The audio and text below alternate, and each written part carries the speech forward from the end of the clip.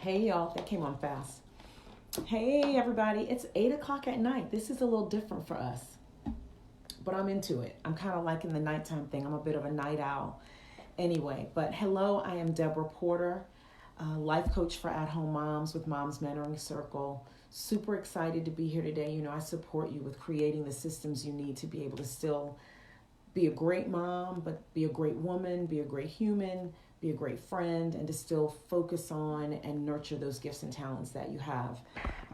And so I'm super excited to be here tonight because I'm going to be sharing a little bit. We had something super exciting happen this weekend, and I just want to share a little bit about the experience, but I really want to share a couple of lessons and things that I learned from the experience. I see some people are joining, but for whatever reason, it's not showing up. So y'all let me know if you can hear me and if we're good, because I don't know, it doesn't seem to be showing that for me. So I'm just going to take a second and pull this up on my computer, make sure that we're all good.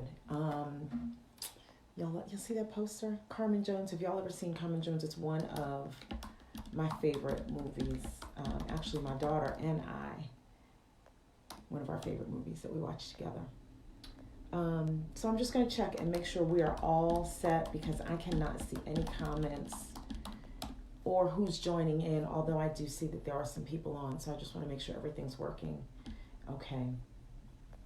So give me just a second here and let me do that.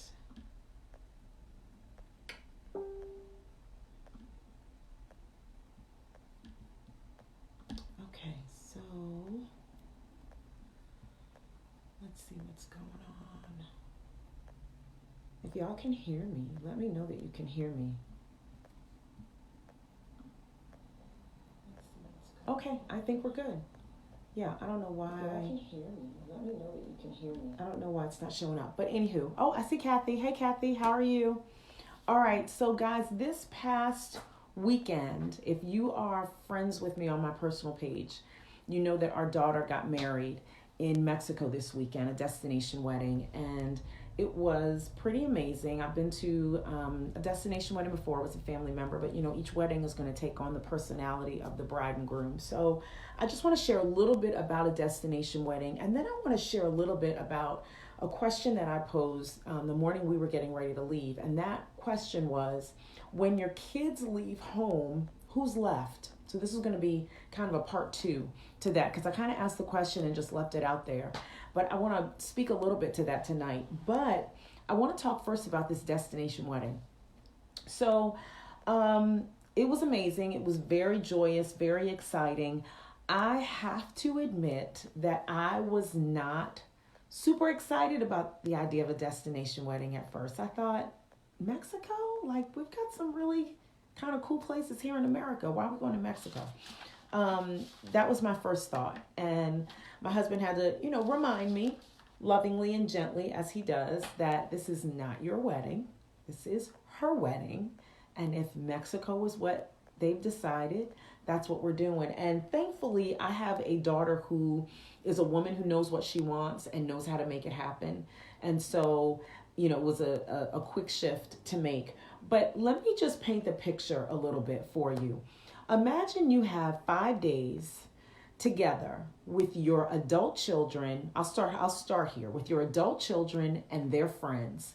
5 full days. Nobody's at work. It's casual. It's around meals. It's around the pool. It's around, on the beach. You're hearing stories of how your adult children have helped these people, have allowed people to stay at their home when they needed it, maybe helped out a little bit in other ways, been good humans, which as moms is really what we want. We want you to be good humans. And so you've got these 5 days and you're in the company of your adult children's friends, which in and of itself doesn't happen very much, right? Once our kids are adults and on their own, like, I don't hang out with my kids. I mean, I guess some people hang out with their kids and kids' friends. I don't. Hey, Sylvia. Hey, Yaya. So 5 days hanging with your adult children, their friends, eating together, by the pool together, on the beach, excursions, just hearing about how your kids have grown into great humans that people love and respect. Okay, that's one piece of it. The second piece of it is, how you doing, honey? Is you're spending these 5 uninterrupted days with the new family, right? You're joining family. So you've got 5 days with the grandmother, aunts, uncles, cousins, parents of your new son or daughter, right? 5 uninterrupted days, poolside, excursions, breakfast, lunch, dinner, talking, similarities, differences, funny stories, history, all kinds. I mean, it is just, it was 5 days of bliss. And then to top it off, you have these 5 days with your own immediate family, aunts, uncles, cousins, grandparents, nieces, nephews. And so there is this beautiful blending. I mean, you're literally watching these two families. Hey, Jeannie. Hey, Diane. Hey, Diane. That's the groom's mom. So you've got this 5 days of literally watching these two families literally just come together. And then it culminates with this beautiful ceremony that your 2 children have put together. And so it was an emotional weekend, to say the least. And when I say emotional, I don't mean that in a out of control emotion, right? Emotions are fine. It's uncontrolled emotions that get us in trouble. Yaya says, this is such a beautiful story. Amazing. It really was. I'm really trying to paint the picture. I don't even know if I'm doing a good job. But my new son's sister put it like this. She wrote a post. So this is on Facebook. So I'm not saying anything that was said privately, but it was something she put on Facebook that I thought, hey, Farida, was beautiful. She said it was like a family reunion, but instead it was a family union. That just I could cry right now. Y'all ain't gonna have me on here crying. But that was the best description. It was like a family reunion, but it was a family union. The weekend was amazing. And the emotions, that you experience, you're proud, you're happy, you're excited, you're joyful. And I think the thing that really took me to the place of crying, because I kept saying, Candace, I just quoted you. I saw your Facebook post where you said the weekend was like a family reunion, but instead it was a family union. Oh, Candace, that made me cry. Yaya says, now my eyes are getting watery. Don't do it, Deborah. I'm not. But I could, but I'm not. Candace, that was so beautifully said. And the only reason I repeated is because you put it on Facebook. It was public. I would not have repeated it any other way. But the atmosphere was just so supportive and so loving, because here's the other thing when you have a destination wedding or you attend a destination wedding.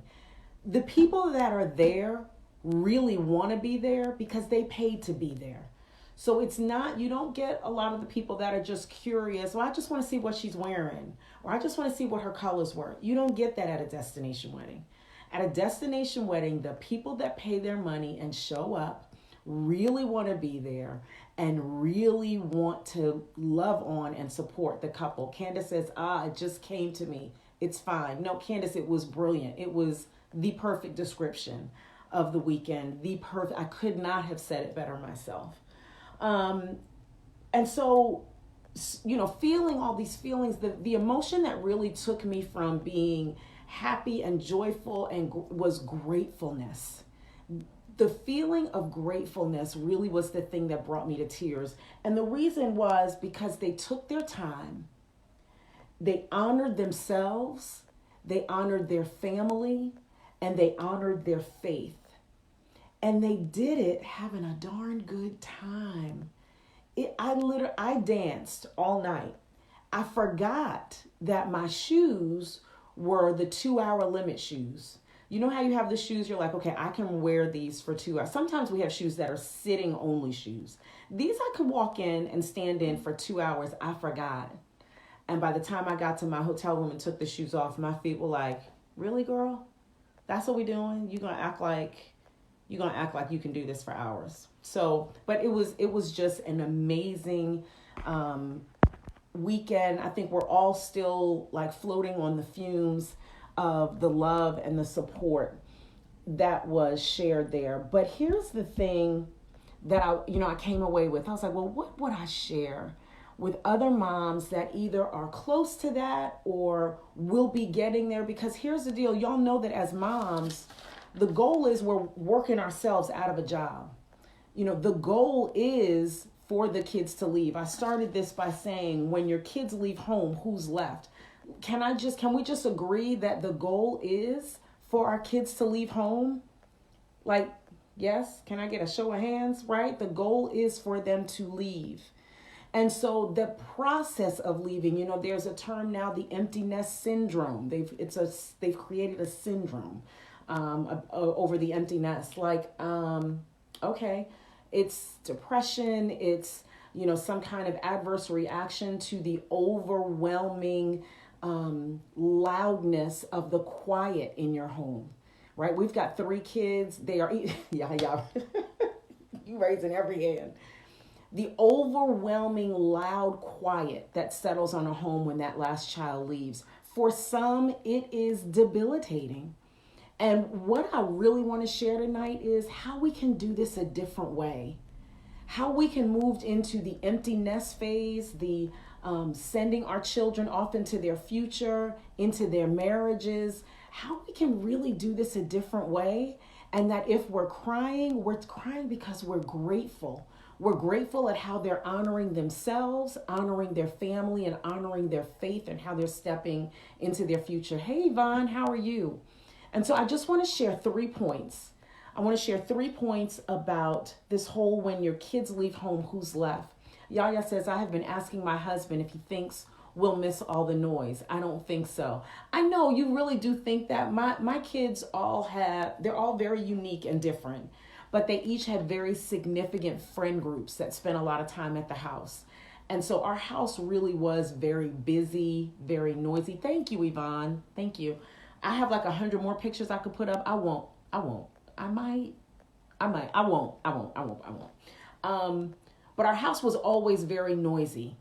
We had a movie room in the basement, and we lived in the Midwest, so the winters were brutal. So it was just a great place, for the kids to hang out. And literally it went from all of this to silence. Hey, Rashonda, how are you? Rashonda, I was just talking a little bit about the wedding and destination weddings. Thank you, Rashonda. And what benefits and joys you get out of a destination wedding that I really did not bet on. That was pretty amazing. That if my daughter had the wedding here in our hometown, there were things I just would not have been able to do. Hey, Amanda. So anywho, I want to just share the 3 things that I really took away from this amazing weekend of being in a bit of a family love cocoon with my family, with our adult children and their friends who've become family, with my new son's family, grandmas, from grandmas in their 80s to literally babies as young as 9 months and everything in between. The opportunity to have those kinds of moments, authentic, organic gatherings around a table at a restaurant, on the resort, or around the pool, or at the beach, priceless. Can I just say, y'all are not gonna have me crying on here. Priceless. But I wanted to share 3 things because I want to help moms as they are looking at what the empty nest could look like for you, what it could look like for you. It doesn't have to be what many have experienced. It doesn't have to be day after day crying, looking in your child's, former room. Actually, I am right now in Chanel's old room that I have now changed into an office.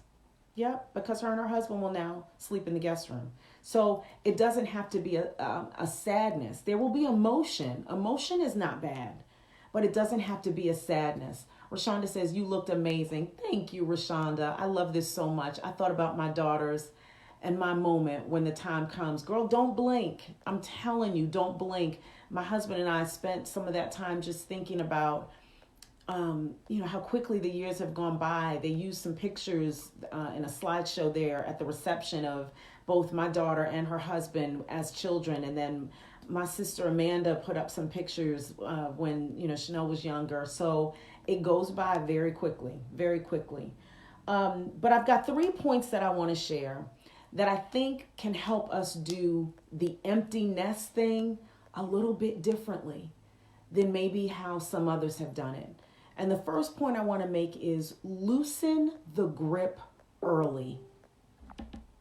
Loosen the grip early. What do I mean by that? What I mean by that is give your children pieces of their life that they can handle early.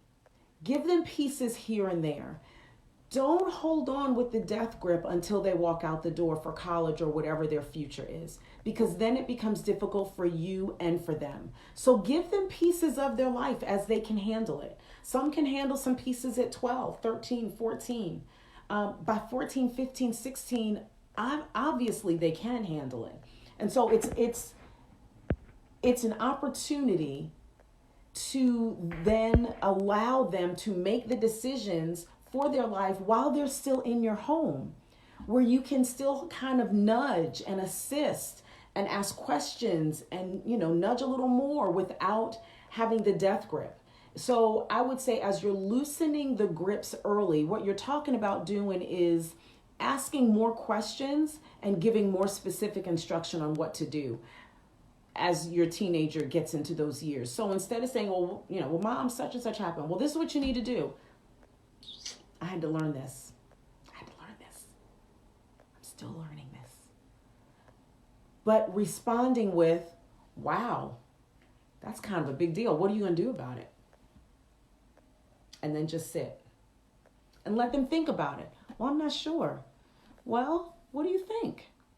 What do you think? How do you think you should handle it? Asking them questions requires them to think. Because here's the thing, as parents, our job is to teach them to think, not to teach them to think like us. That's part of the issue. We want them processing and thinking like us. Nope, not the goal. Teach them to think. And they won't have to think if you keep prescribing everything and giving them step by step, bit by bit, what they have to do as they are entering those preteen and teenage years. So first point is loosen the grip early. Begin to give them pieces of their life back. All right, second point, there's always another perspective. Hey, Valerie, and another opinion, right? Being mom doesn't mean I always know the right thing to do or the right way to do something. Really what that's saying is my way is the right way. So you have to do it my way. And let me tell you, I had to learn this. This was my daughter's wedding. This was not my wedding. She was not about to walk down the aisle to Here Comes the Bride. That was not going to happen. That was not going to happen. Thank you, Diane. Valerie says, teach them to think, but not like you. Absolutely. So there's always another perspective. My opinion is not the only opinion, and it's not even necessarily always the right opinion. It's my way. It's how I do it. It's the system that I created and how I figured it out. But now as they move into that, they've got to figure that out. My daughter was not going to walk down the aisle to Here Comes the Bride. She wasn't really into the whole something old, something new, something borrowed, something blues. She's like, what? What are you talking about? What? Like that was the important thing, was not that. The thing that was important was the union, the vows, the connectedness.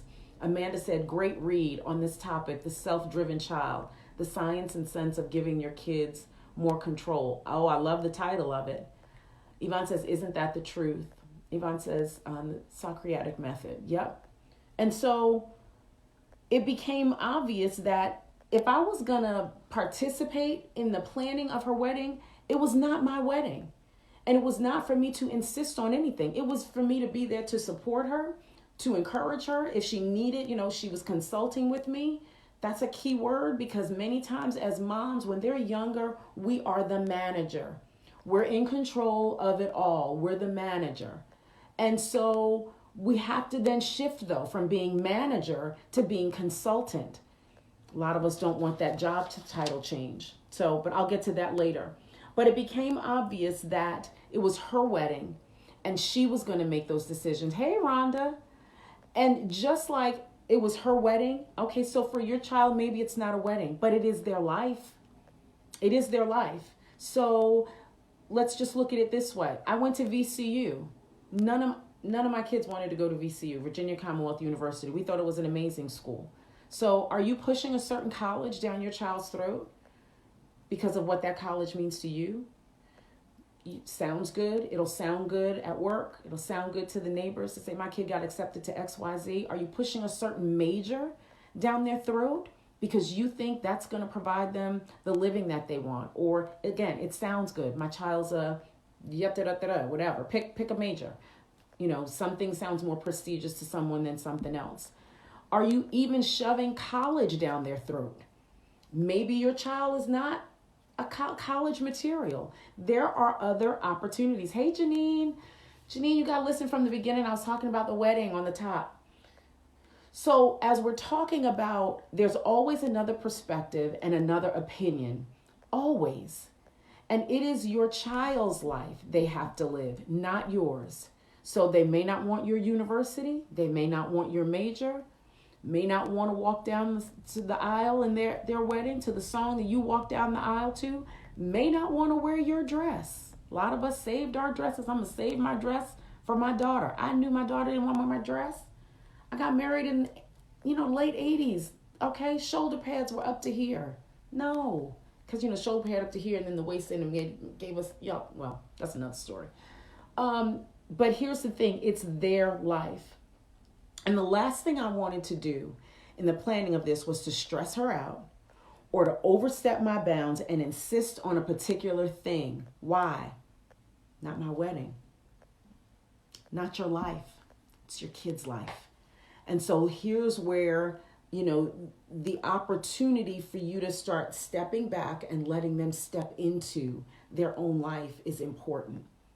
And so if you're insisting on a particular thing, a particular college, a particular major, college at all, these are the moments that it's really important to listen, to hear where they are and what they want. Teaching them to think, not how to think like you. All right, so that's point number 2. Loosen the grip early. There's always a different perspective. And point number 3 is parenting doesn't end, it changes. Hey, Celeste, it doesn't end, it changes. And if you're not willing to flow with the change of your role as mom, as your young adult, your teenager, your adult child is growing and making their own decisions, if you're not willing to flow with that, you could very seriously damage the relationship. Yaya says, so good, Deborah. Thank you. Valerie says, not your wedding, not your life. Hey, hashtag, I might get a t-shirt. Yvonne Briley, high school. Right, absolutely. A sport. It could be a sport. Well, you need to play this sport. That's why you have kids that will play a sport for a really long time. And then they get to the point where the parent thinks, great, this is where the scholarship interest is coming. And they're like, I'm done. I've been playing soccer since I was 5. I'm done. So the idea of burning them out early, there are middle schoolers that now have baseball injuries that they don't see until kids are in college or in the pros, because we're shoving them and pushing them down these paths so early. And I don't want to make it seem like you can't encourage your kids to play a sport. Sports teaches a lot of things. What I am saying is it's their life. And at some point, if you don't begin to give certain decisions over to them, you can burn them out in certain areas, and you can burn out what could be a very vibrant future parent-adult-child relationship. And so the idea of us being manager, right? As moms, we really are the managers. At least in my house, that's how it worked. I was the manager of the schedules, where you're going, when you're going to be there, what camp you're going to. When you're little, I'm in charge. Right? Because I got to take you everywhere. You don't drive. So you get there based on me, so it has to fit. But that role has to change. That job title goes from manager to consultant. And a lot of us don't want the new job title. A lot of us don't want to be a consultant. A lot of us want to be the manager up until the end. And so our kids then fire us. And then they go off to college, and you have parents that say, I haven't heard from my child since they left my house. It's been a month. Haven't heard from my kid.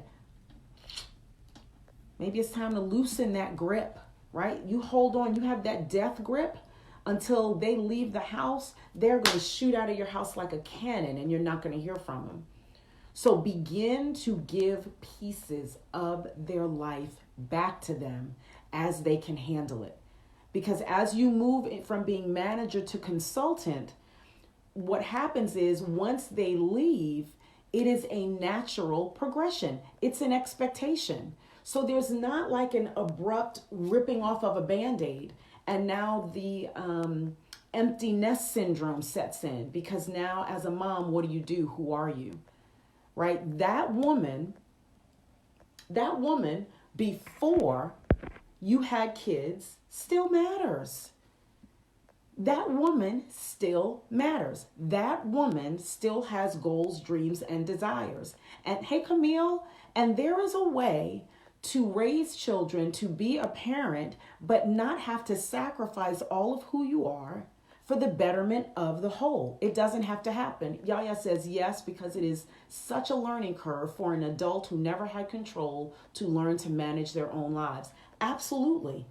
It's a huge learning curve. And to have to hit that learning curve outside of your home, where the people now that are advising them and they are the consultants in their life are their peers who don't know any more than they do, is the literal definition of the blind leading the blind. But if those decisions that they're making begin to happen while they're in your home, you get to begin to see how your kid processes, how your kid manages through stressful stuff, how your kids think through a difficult situation, how they can approach an adult or someone in authority, even if that someone may be wrong. How do they do that still respectfully, but standing their own ground? Listen, these are life skills. These are life skills. And if we send our kids out the door, having not given them an opportunity to exercise those muscles, it can take them a minute and it can be a bit of a setback, right? And then they're kind of calling home sometime because they can't figure out basic things. And then you have parents trying to call college professors. Oh my goodness, I could tell you some stories of some parents that have called professors because of a grade a kid got. Huh? I can go one step further than that. I have a friend who said that a parent called the job because she was not pleased with the performance evaluation her adult son got. 25-year-old. She has a 25-year-old son. Called the office to talk to the boss about the, come on now. We can't do this. It's madness. We can't do this. FERPA doesn't allow, exactly, but that doesn't prevent, Yvonne, that does not prevent the lawnmower parents from trying. Does not prevent it. Hey, Audra. And so here's the thing. What do? What does this look like? Let me tell you, there is going to be very loud quiet in your home when your kids leave. It's okay. Lean into it. Listen, I felt emotions and feelings this weekend at this wedding celebration that I don't think I've ever felt before. I'm not super emotional, but what I had to do was to take a minute and lean into it and really feel all of it. Feel it, enjoy it. Somebody text Chanel and tell her we're on the Mom's Mentoring Circle page. She just texted me and said, did I miss the live? Somebody text her and let her know we're on Mom's Mentoring Circle. But take a minute and feel the feeling. It's okay. Tears are okay. Here's the thing. You can't stay there, right? It's the new normal. Empty nesting is the new normal. And if you plan for it, it does not have to overwhelm you. Success is a system.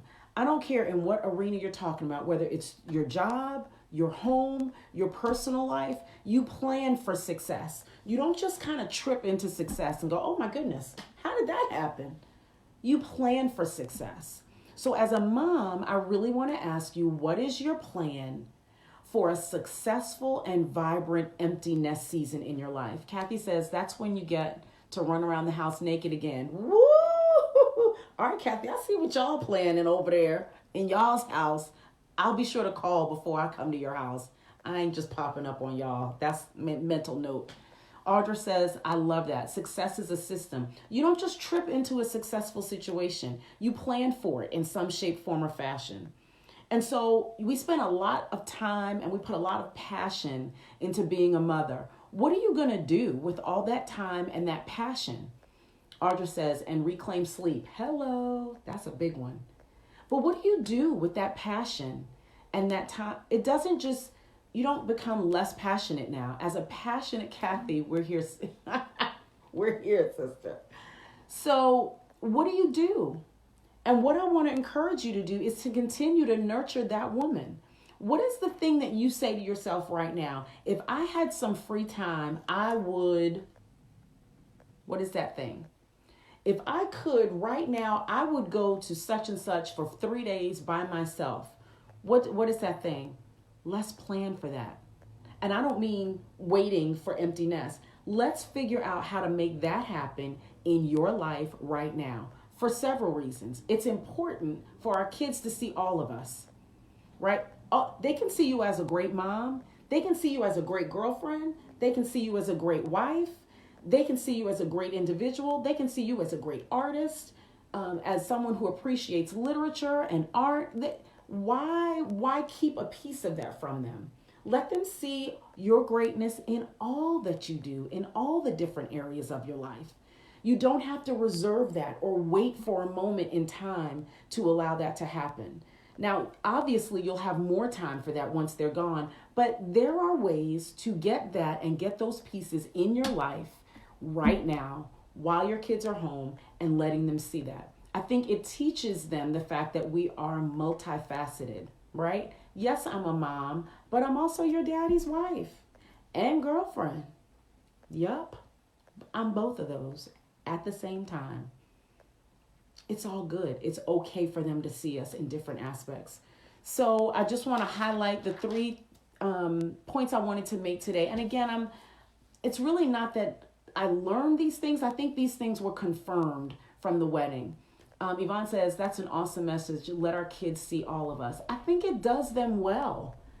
I think it does them well to know that, my mom's a stay-at-home mom, but my mom was an amazing artist too. My mom was an amazing photographer. My mom was whatever it is that is important to you. Audra says, you better let the people know. I'm so inspired.